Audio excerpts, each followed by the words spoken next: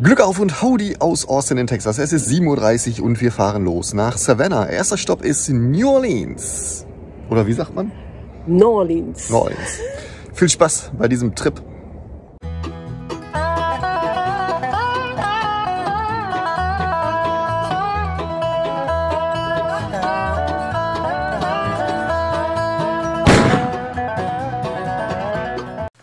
Bevor wir euch mit ins Auto nehmen, eine kurze Zusammenfassung, was euch denn heute hier in diesem wunderbaren Kanal erwartet. Auf diesem Kanal, ne? Auf diesem Kanal. Geht schon los. Eigentlich könnte ich jetzt schon wieder schneiden, aber ich habe keinen Bock zu schneiden. Also, was erwartet uns? So, wir fangen an und fahren erstmal ein bisschen durch Texas. Und Texas ist allein schon riesig. Ja, vorbei an Houston, meine Lieblingsstadt Houston. Ah, das ist nicht richtig. Die Tina lügt. Die Tina lügt ganz doll. Dann geht es weiter bis nach Louisiana. Das ist dann der erste Stopp. Da gehen wir nach New Orleans. New Orleans. Ja. New Orleans. Also unsere romantische Vorstellung von New Orleans, ich will nichts vorwegnehmen, ne?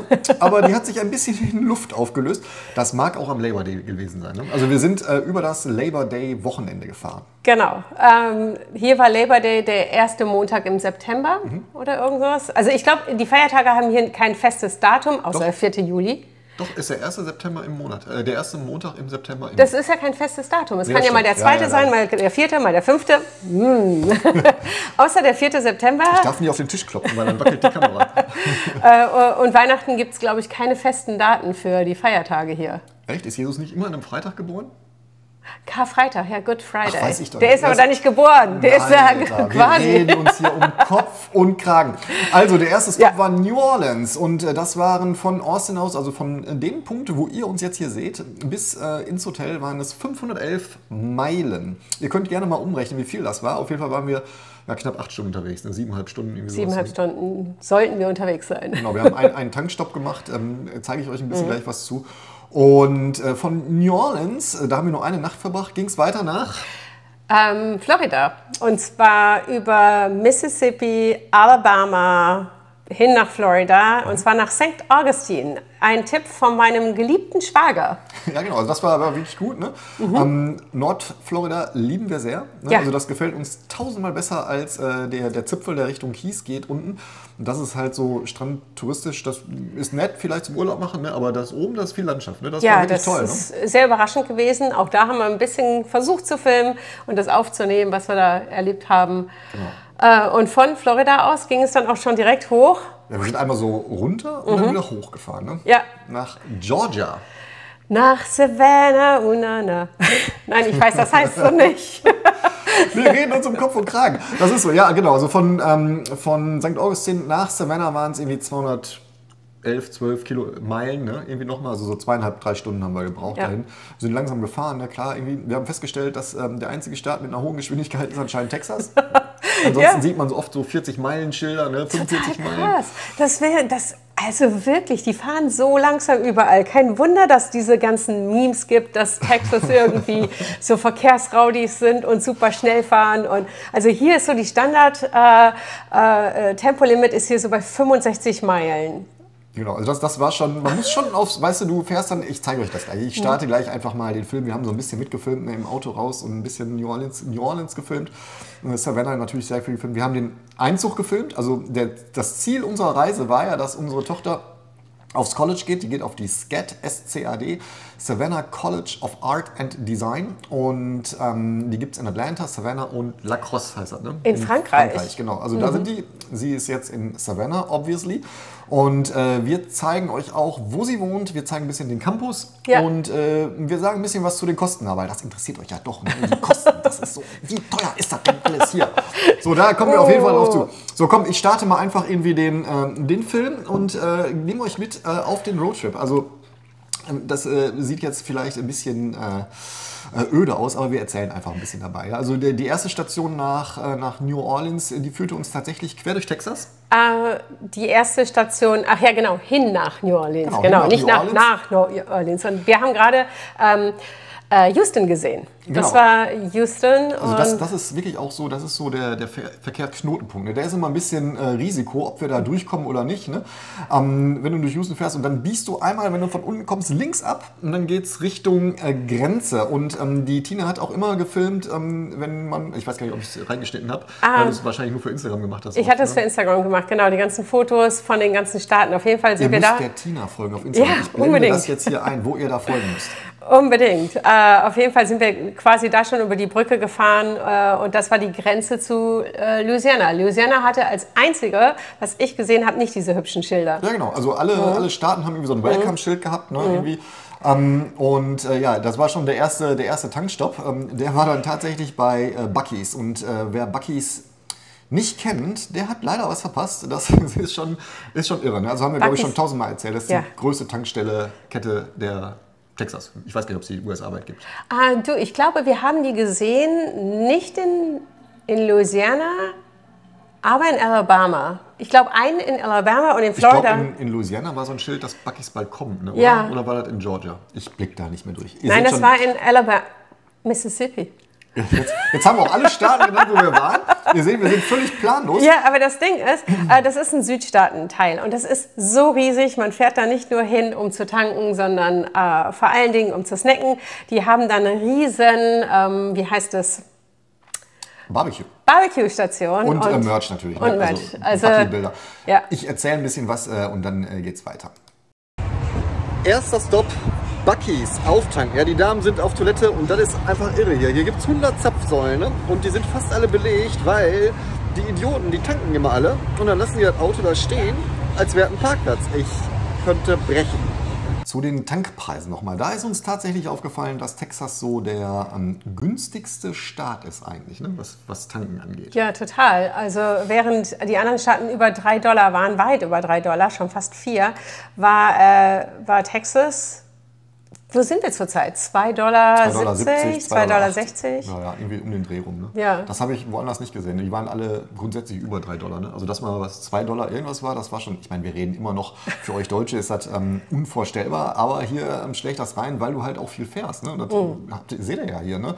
Also wir sind insgesamt 1300 Meilen fast gefahren. Ne? Ja, das sind über 2000 Kilometer. Und jetzt stellt euch mal vor, ihr müsstet das Super Plus tanken mit euren deutschen SUVs, die da verbrennen. Ne? Das ist ganz schön teuer. Ich habe ehrlich gesagt zurzeit überhaupt gar keine Ahnung, was der Sprit in Deutschland kostet. Ich auch nicht. Und soll ich euch was sagen?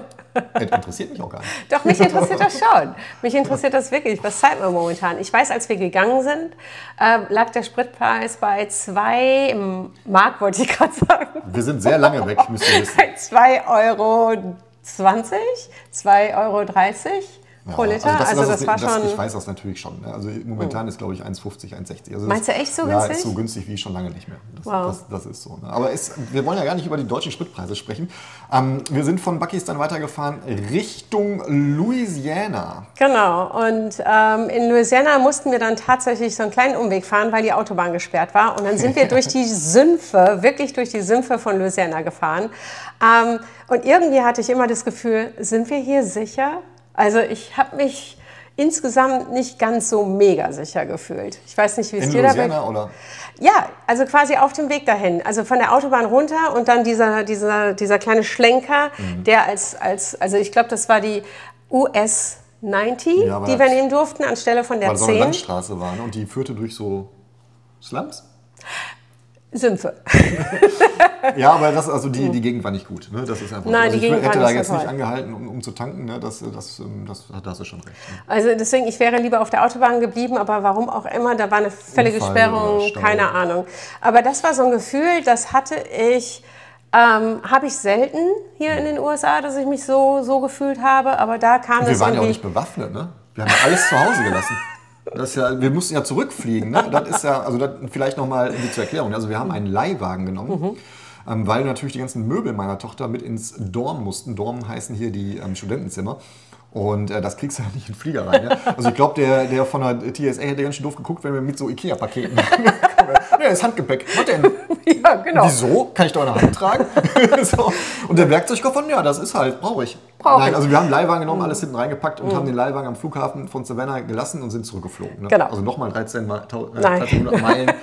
Da hätten wir nicht gemacht. Ne? Nur dann quasi obenrum, so durch Tennessee Ja, und dann. Roadtrip, ne? Das wäre dann nochmal. Aber weißt du, wie lange sowas dauert? Ja, und wir haben ja auch ein bisschen Arbeit. Ne? Ja. Das ist leider so. Ne? Also da war ja jetzt auch schon fast eine Woche, wo wir unterwegs waren. Ne? Also 5 Nächte. Ja, fünf Nächte. Ne? Wahnsinn. Und klar, wir haben zwischendurch ein bisschen was gemacht, aber das bremst natürlich. Ne? Nein, aber was wollte ich sagen? Louisiana und gefährlich. Louisiana, was heißt gefährlich? Nein. Es war auf jeden Fall für mich so ein ungutes Gefühl und das sollte sich ja auch irgendwie durchziehen durch den Staat. Ja, leider ja. Also jetzt muss man sagen, wir waren ja wirklich nur eine Nacht da. Ne? Und wir waren auch nur in New Orleans und wir waren auch nur da, wo die Touristen hingehen. Ne? Weil wenn du schon mal in New Orleans bist, dann willst du ja jetzt keine Galerie-Sightseeing machen, ne? Sondern du willst natürlich die städtischen Highlights sehen, die man so in Reiseführern sieht. Und das ist die Straße, wie heißt die? Bourbon Street. Die Bourbon Street und die Canal Street. Ne? Das war die Einkaufsstraße. Ne? Wo ja, wir genau. waren. So, wir waren eigentlich nur auf den beiden Straßen. Ne? Und jetzt war aber Labor Day, Wochenende. Ja, aber ich meine, zeig doch einfach mal weiter, was wir da quasi gesehen haben.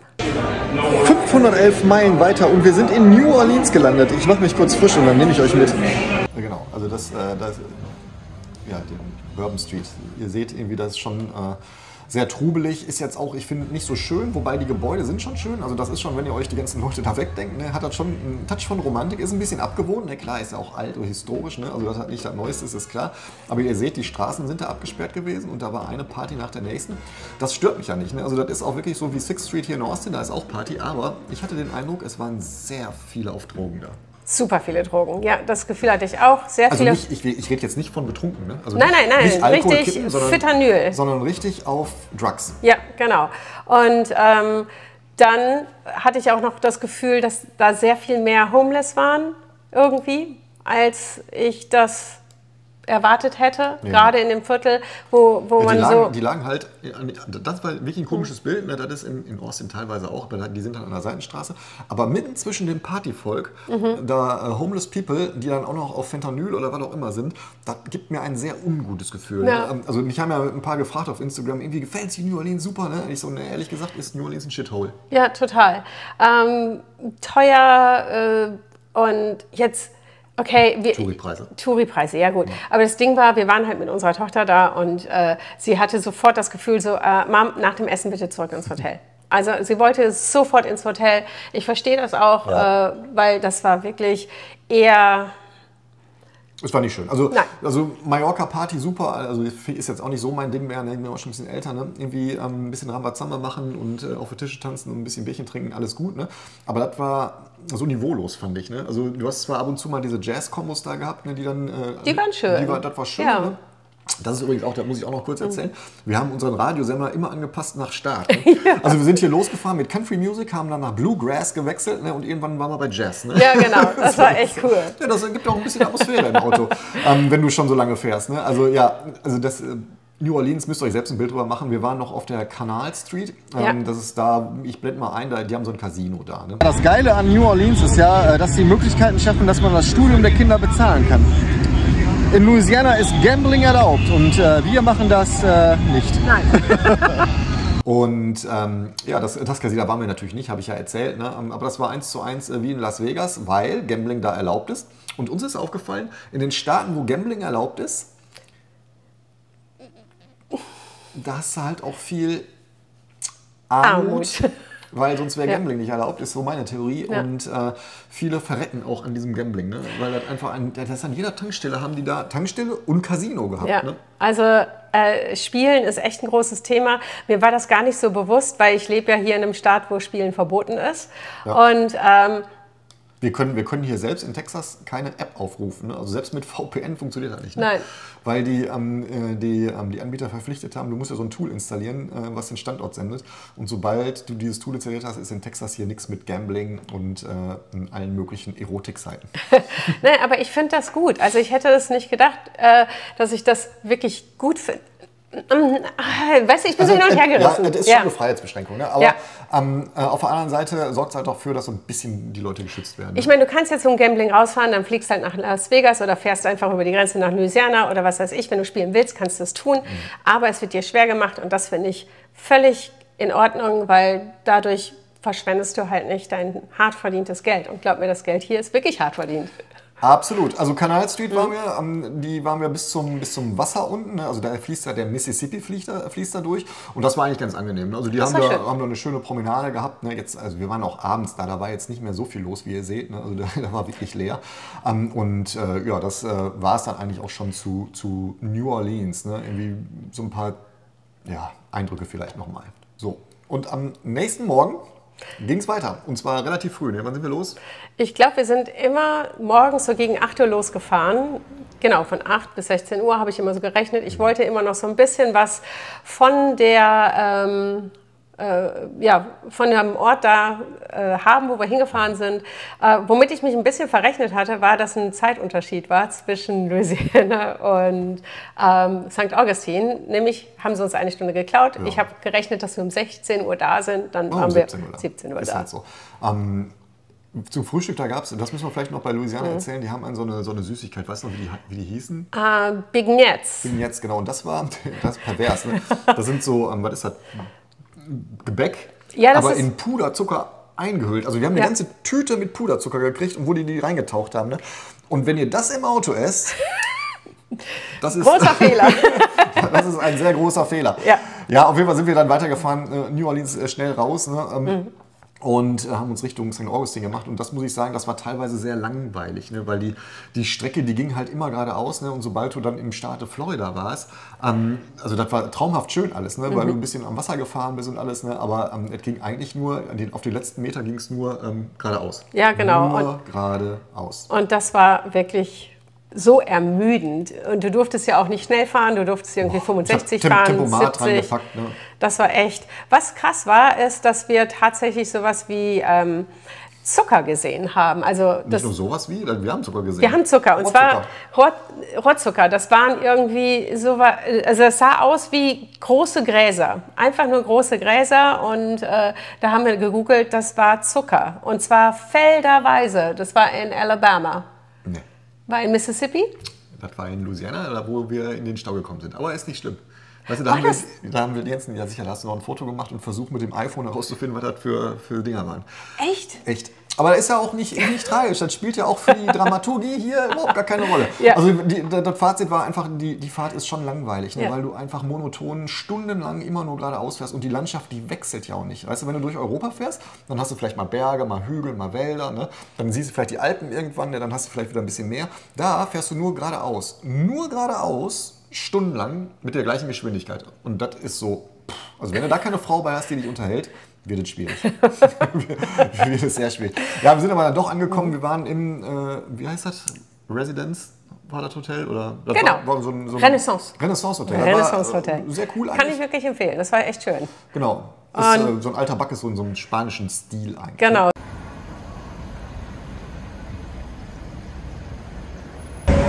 Ja, hier sind wir in St. Augustine. Meiner Tochter ist gerade wieder peinlich, weil ich hier ein Video aufnehme und rennt weg. Aber dafür komme ich. So, das ist auch viel besser. Ja, war doch eine lange Fahrt. Ne? Also wir sind irgendwie 8 Stunden. Ungefähr. Viecher hier. 8,5 Stunden sind wir gefahren, also waren doch 586 Meilen von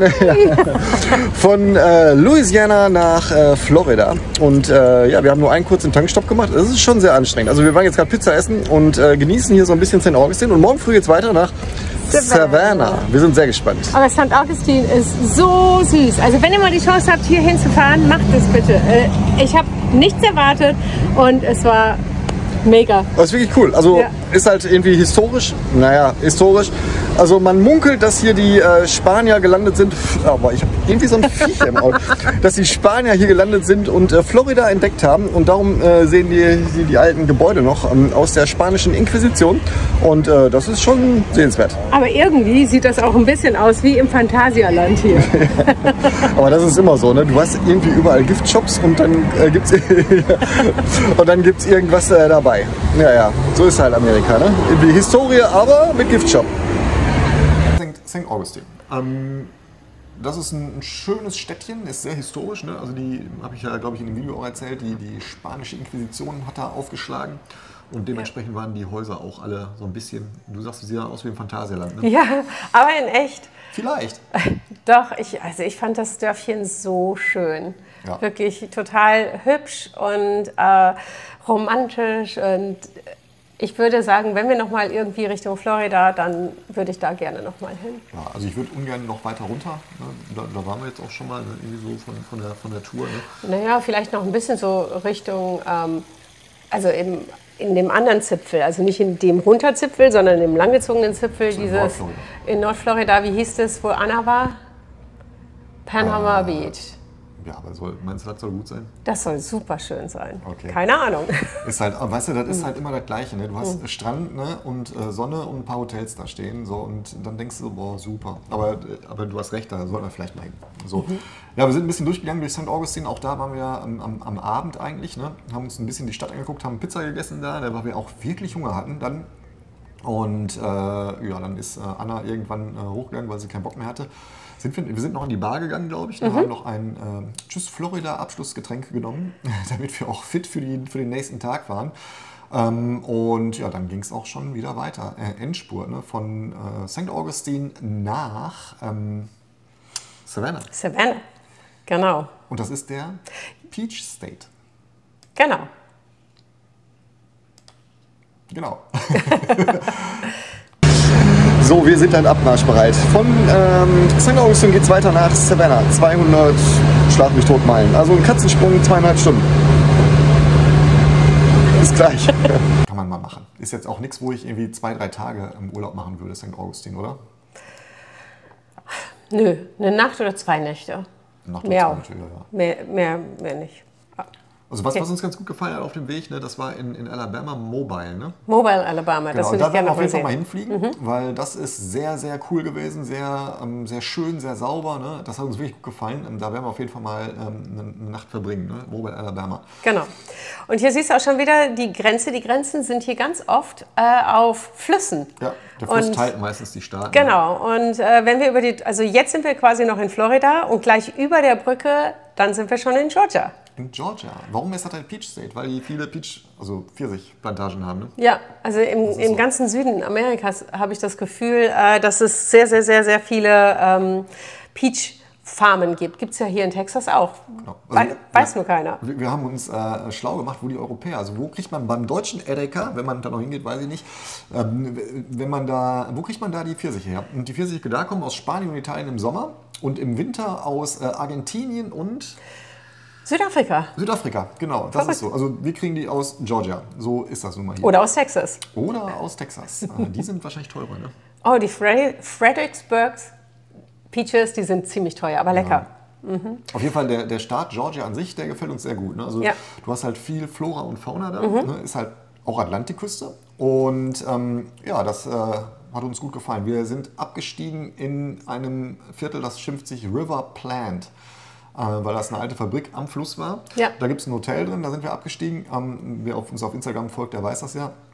Und da haben wir, wie viele Nächte geschlafen? 3 Nächte geschlafen. 3 Nächte geschlafen, genau. Die erste Nacht war die Anna noch bei uns mit dem Zimmer. Da gab es noch einen Beistelltisch, weil der Einzug erst am nächsten Tag war. Also wir haben es so geplant, dass wir dann am nächsten Morgen quasi zur Scat gefahren sind. Und da haben wir auch ein bisschen was gefilmt. Ne? Also das war schon gut organisiert. Ne? Also der Einzug an der Uni hätte ich nicht gedacht. Ich auch nicht. Weil du kriegst dann Mails, irgendwie, ja, ihr müsst dann da sein mit dem Auto und so ein Zeitfenster. Und ich dachte, boah, das gibt voll das Chaos, wenn da irgendwie hunderte von Studenten gleichzeitig einziehen, aber noppes. Also was die Amerikaner können, ist Events und sowas organisieren. Mit Massen umgehen können. Mit Massen können die umgehen. Ja. Das ist unfassbar, wie super das organisiert war. Total toll. Wie freundlich die alle waren. Und wie hilfsbereit die sind. Ne? Also das war wirklich der Knaller. Also da ein großes Kompliment, wenn das irgendjemand von der Scat hört und liest und Deutsch kann. Danke. Ihr seid ganz gut. Ja, lass doch mal gucken, irgendwie, wie es denn da so an der Uni aussieht. Also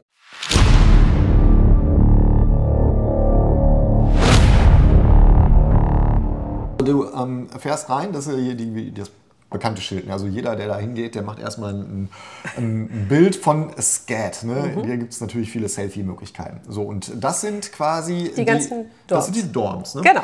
Und die Dorms haben alle Namen. Genau, und zwar ist das The Hive, ne? Also der Bienenstock. Und jedes Gebäude ist von A, B, C, D, E, alles mit Namen von Bienen, weil genau. Das Maskottchen der Scat ist die Biene. Genau, das sind die Scat Bees. Genau. Ihr merkt schon, die haben keine Footballmannschaft. Ne? Da sind halt Künstler. Ne? Die haben so eine Biene als Symbol. Genau, also das ist schon gut organisiert. Sieht ein bisschen klobig aus, ne? Aber die sind top in Schuss, die Dinger. Das muss man wirklich sagen. Die sind sehr gut gepflegt. Super neu. Kann ich auch erwarten vor dem Preis. Muss ich nur mal eben kurz erwähnen. Ja? So, wollen wir jetzt schon was zum Preis sagen? Oder? Nein, das machen wir später. Bleiben Sie dran. Wir sagen was zum Preis. Ja. So. Das Ding war, wir wurden halt hingelenkt zu unserem Apartment oder zu dem Apartment, wo Anna lebt. Und dann wurden wir da runtergefahren und dann kamen irgendwelche Studenten und haben uns das Auto ausgeräumt. Ja, also die standen schon parat, ne, mit so riesigen Containern, weil die natürlich wissen, Mama und Papa kommen. Ne? Und dann gibt es natürlich eine ganze Menge an Furnitures. Ne? Und die kann man natürlich nicht, der Amerikaner ist ja sowieso ein bisschen fauler als wir. Ich glaube, der ist gar nicht faul, der ist einfach besser organisiert. Genau, der ist einfach besser organisiert. So, und dann haben die alles da reingepackt, waren 5 Leute. Das war eine Sache von 2 Minuten, war das Auto ausgeräumt. Fantastisch. Und dann habe ich das Auto genommen, ins Parkhaus gestellt. Da gab es so einen Parkschein. Ne? Also die haben, ich glaube, 4 Slots gehabt. Ne? Von 8 bis 10 oder 8:30 Uhr bis 10:30 Uhr, also 2 Stunden irgendwie Zeit. Das hat aber auch gar keinen interessiert. Ne? Er hat gesagt, pass auf, du hast 2 Stunden Zeit, das Zimmer einzuräumen und dann musst du das Auto aus dem Parkhaus rausfahren und in das größere Parkhaus da hinten hinfahren. Ne? Das habe ich aber nicht gemacht, weil das einfach auch überflüssig war. Es war so viel Platz da, das hat keiner kontrolliert. Ne? Erstens das und zweitens, ich dachte wirklich 2 Stunden niemals, doch 2 Stunden reicht völlig. Also wir waren relativ schnell. Weil wir so viel Hilfe hatten. Also ich lasse mal laufen den Film, ich zeige euch mal Dorm und Schlafplatz, damit ihr eine Vorstellung habt davon, wie das da ist und wie die sich dann einrichten. Ich lasse mal laufen. So, die Koffer sind ausgepackt und die Kleine ist auch geil, ne? Die muss noch ihre ID abholen und das gibt mir die Zeit, ungestört hier euch mal das Dorm zu zeigen, wo sie eingezogen ist. Also es sind 4 Leute, die hier wohnen, die teilen sich ein, so einen Ess-Schlafbereich. Und Doppelzimmer gibt es. Also ich führe euch einfach mal hier rum. So, das ist der Eingangsbereich. Ihr seht, ist noch nichts ausgepackt hier. Sieht alles sehr, sagen wir mal, puristisch aus. So, das hier ist das Zimmer. Da schläft meine Tochter. Also sobald ich diese Sachen alle ausgepackt habe. Hier ist ihre Mitbewohnerin, die zieht auch heute Nachmittag ein. So, dann gibt es hier rum. Hier ist eine kleine Küchennische. Der Kühlschrank fehlt noch, der kommt noch. Hier ist das andere Zimmer. Sieht genauso aus. Mit 2 Schränken. Ja, ich erspare euch den Blick in die Dusche. Hier gibt es den Typen mit dem Shirt. Mahlzeit. Und hier ist Le Toilette. Auch da erspare ich euch. Klopapier hängt schon. So, alles gut. Jetzt müssen wir aber erstmal den ganzen Mist hier aufbauen und das dauert ein bisschen. Ich habe 2 Stunden Zeit, denn so lange ist das Parkticket hier gültig und ansonsten muss ich rausfahren und in ein anderes Parkhaus fahren. Aber das ist alles super organisiert hier. Ich bin gespannt, ob ich das in 2 Stunden schaffe. So, Ladies and Gentlemen, nach gefühlten 2 Stunden Aufbauarbeit, ihr kennt ja Ikea, ne? Geht immer ganz schnell, sind wir fertig. Die Dorminnen, ich weiß es nicht, ist eingerichtet. Ich zeige euch mal das fertig eingerichtete Zimmer, ohne meine Tochter natürlich.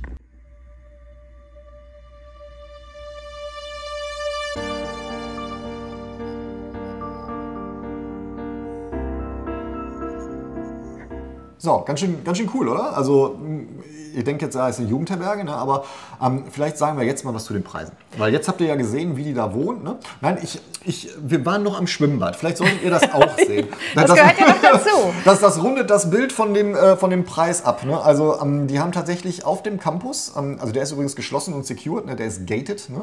Da kommt keiner rein. Auch die Studenten müssen vorne am Eingang einmal ihre ID vor so einem grünen Licht hauen. Und das ist das Schwimmbad. Ne? Das ist das Poolhaus. Das Poolhaus haben die, da ist ein Kicker drin, da ist ein Kühlschrank drin, da ist kostenlos Wasser und Co. immer dabei. Gut, jetzt war ein bisschen bewölkt, der sieht vielleicht nicht ganz nach Urlaub aus.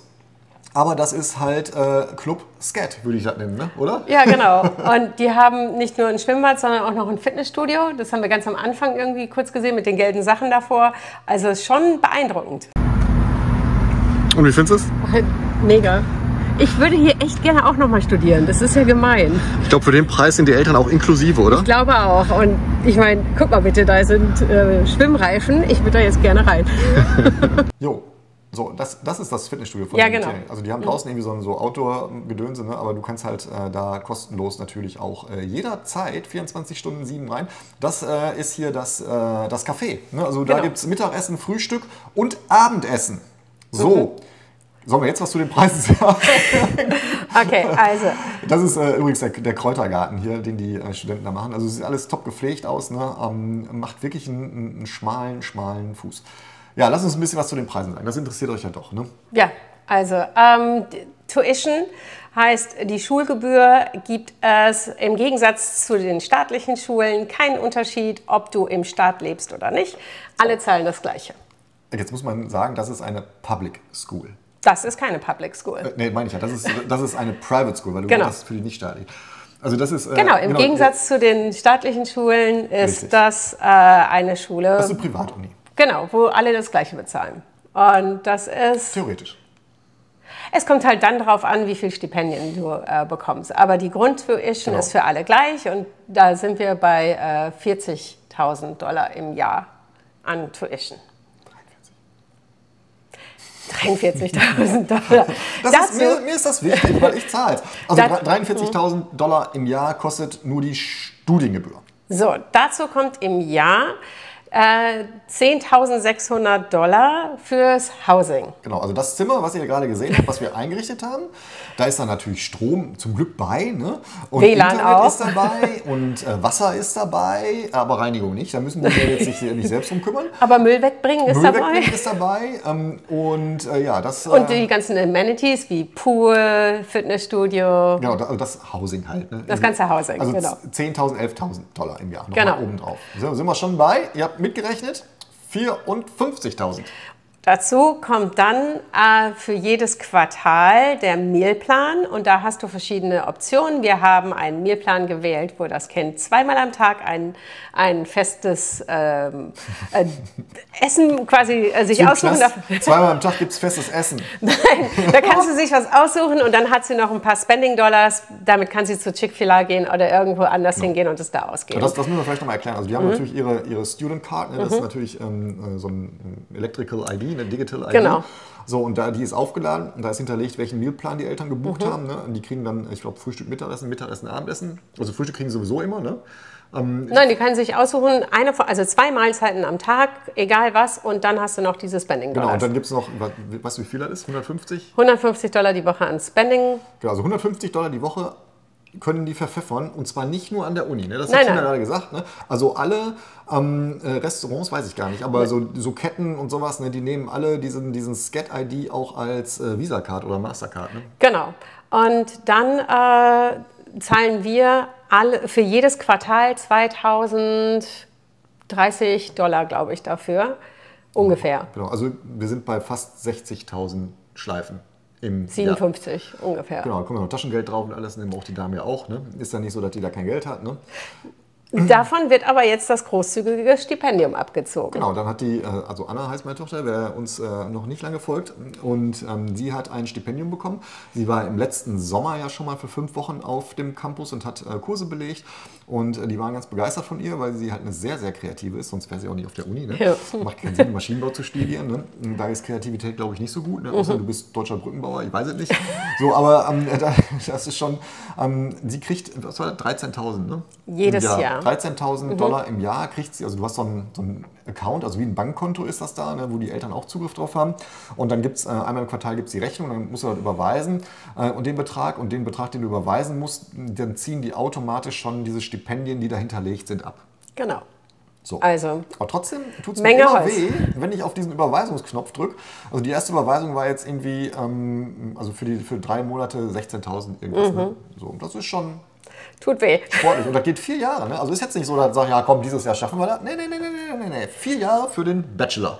Genau, und wir haben ja noch ein zweites Kind. Wir haben noch ein zweites Kind, aber weißt du, ich arbeite einfach noch mehr, dann geht das einfach auch. Nein, der läuft ja auch gut, ist ja in Ordnung. Also wir wollen unseren Kindern auch eine gute Bildung ermöglichen. Ne? So, wir machen noch mal ein extra Video zu Unterschiede College Deutschland und so, weil das wird, glaube ich, jetzt den Rahmen hier springen. Ne? Was man aber dazu sagen muss, und das relativiert das Ganze wieder, in Deutschland hätten wir für Anna auch die Ausbildung bezahlen müssen, weil in Deutschland die Kunst- und Fashion-Schulen auch Geld kosten und die kosten auch knapp 30.000 € im Jahr. Und da ist noch kein Housing dabei und da ist noch kein Essen dabei. Ja, Düsseldorf oder sowas. Ne? Ja. Das ist schon, ja. Ob man es vergleichen kann, ich weiß es nicht genau. Was wir vergleichen können, ist Art und Weise der Bildung und Ausbildung.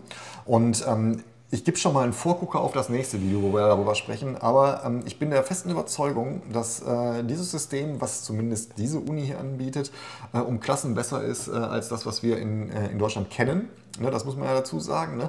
Es sind kleine Klassen und. Aber da erzähle ich was zu. Ne? Ich habe ja schon erzählt, wir haben hier einen guten Freund, der ist Professor an der UT, ist auch ein Deutscher. Der hat den perfekten Vergleich beider Bildungssysteme und hat so ein bisschen aus dem Nähkästchen geplaudert. Das gibt es aber im nächsten Video. Aber wir wollen noch einmal kurz mit euch durch Savannah gehen. Ja, das unbedingt. ist wirklich, also ihr müsst ja auch mal sehen, wo die Uni so ist. Ne? Und da muss ich sagen, das ist ein wirklich süßes Städtchen mit so ein bisschen Hamburger Flair am Wasser, ne? Weil das so ein bisschen maritim ist. Ja. So diese roten Backsteinbauten da, ne? Das hat schon wirklich was. Und das ganze Örtchen, also dieser Historik-Teil da, der wimmelt von Kunstwerken. Ne? Ja, überall. Und das ist einfach Das ist übrigens der Bus. Ne? Die ja. haben eine kostenlose Busverbindung, die überall hinfahren, haben mehrere farbige Linien. Ne? Ist auch noch drin im Housing. Ja, ist auch drin im Housing, genau. Auch Shuttle zum Flughafen ist drin. Ne? Also das ist so ein, ich weiß gar nicht, wie die Straße hieß. Ich weiß es gar nicht, aber das war irgendwie so eine sehr traditionsreiche Straße, alles alte Häuser. Ich glaube, das war irgendwie Regierungsviertel oder sowas. Ich glaube ehrlich gesagt nicht. Ich glaube, das war alte Kaufmannsviertel, ne? Also wenn man das in Hamburg vergleicht. Ja. Ne? Ja, das war schön. Also wenn ihr auf die Karte guckt, dann war das die Straße, die parallel zu dem Foster Garden, heißt er? Forest Garden führt, weil Forrest Gump. Vorsitz. Nein. Forest Garden hieß der. Wenn ihr in Savannah seid, da gibt es tatsächlich die Stelle, wo Forrest Gump auf dieser Bank saß und die Leute da belabert hat mit den Pralinen und von seinem Leben erzählt hat. Das ist in Savannah gedreht worden und die Bank, die steht auch in irgendeinem Museum, haben wir gesehen, in so einem Vorgucker. Ne? Also allein ein Besuch in Savannah kann ich nur jedem empfehlen. Das lohnt sich auf jeden Fall. Total. Das ist sehr schön da, maritim gelegen, schön klein, keine Hochhäuser, sehr gepflegt, sehr sauber alles. Die Leute sind angenehm da. Super. Ne? Ist halt Atlantikküste. Ne? Das Einzige, was mich total überrascht hatte, war, dass Savannah teuer ist. So richtig teuer beim Ausgehen, viel teurer als Austin. Das sagen wir als Austin-Typen, ne? Also wirklich, das war so überraschend teuer, sodass wir uns zum Beispiel ein Steakhouse komplett geknickt haben. Ja, das wäre ja auch, also unsere Tochter ist ja Vegetarierin, ne? Und Nein, für uns beide meine ich, für uns beide, weil das war wirklich, wo ich dachte, nee, das will ich mir nicht leisten. Das war viel zu teuer und ganz anders. Also Austin ist schon teuer, aber Savannah hat mich dann nochmal richtig umgehauen. Ja, die Steakpreise waren gesalzen, ne? Also ich glaube, wir wären an dem Abend, wenn wir in dem Hotel in dem Steakhouse gewesen wären, ne, wären wir beide bestimmt 350 Dollar los gewesen. Für ein Abendessen. Ne? Und das finde ich, das ist einfach drüber. Ne? Wenn du das Ziel hattest, einfach nur die Tochter zum College abzudroppen, dann muss man nicht so einen Abend verbringen. Ne? Aber wir haben trotzdem gut gehen lassen. Ne? Ist ja nicht so, dass wir verhungert sind. Und vielleicht liegt es auch daran, dass die ganzen Kühe leben halt in Texas. Über diese Theorie könnt ihr gerne mal in die Kommentare schreiben, was ihr davon haltet. Nein, also lass mal ein Fazit zielen. Ne? Also ich glaube, das war ein sehr schöner Trip. Ne? Wir haben sehr viel gesehen von den Südstaaten, von Louisiana, Mississippi, Alabama und Georgia. Wir sind begeistert von Savannah und wir halten euch natürlich auf dem Laufenden, was so die Entwicklung im College angeht. Wir haben ja noch eine Tochter, die ist ja demnächst dran. Also ein Schuljahr hat sie noch und dann ist sie auch dran. Da können wir mal einfach ein Highschool-Abschlussvideo vielleicht filmen. Sie ist nächstes Jahr Senior. Und da gibt es bestimmt auch viel über die Highschool zu erzählen. Ne? Also uns gehen die Themen auf gar keinen Fall aus. Hast du noch was irgendwie zuzufügen? Gibt es noch etwas von der Reise?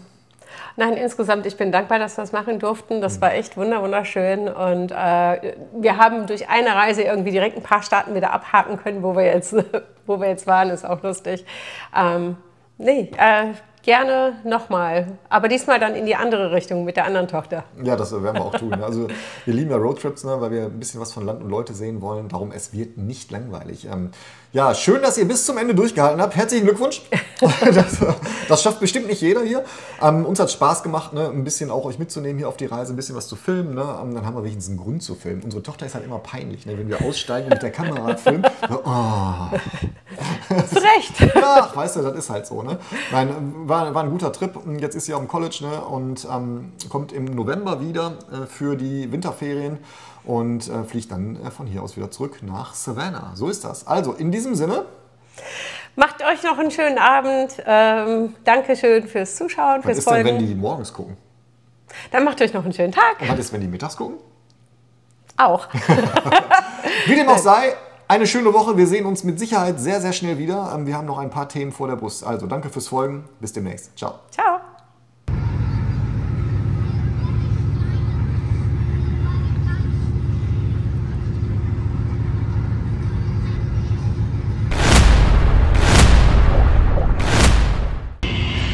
So, ihr Nasen, wir sind ein bisschen durch Savannah gelaufen und wir müssen sagen, das ist geil, oder? Hier würde ich so gerne auch studieren, das ist sensationell. Das hat irgendwie so ein bisschen Urlaubsfeeling, New York Vibes, es hat kreativ, überall Kunst. Das Problem, was ich ja glaube, ist, dass das so geil hier ist, dass wir unsere Tochter quasi wöchentlich daran erinnern müssen, dass sie zum Studieren hier ist. Wir werden mal gucken, wie sich das entwickelt. Ihr bleibt ja dabei, ihr seid ja quasi hier integriert in eine Family, ne?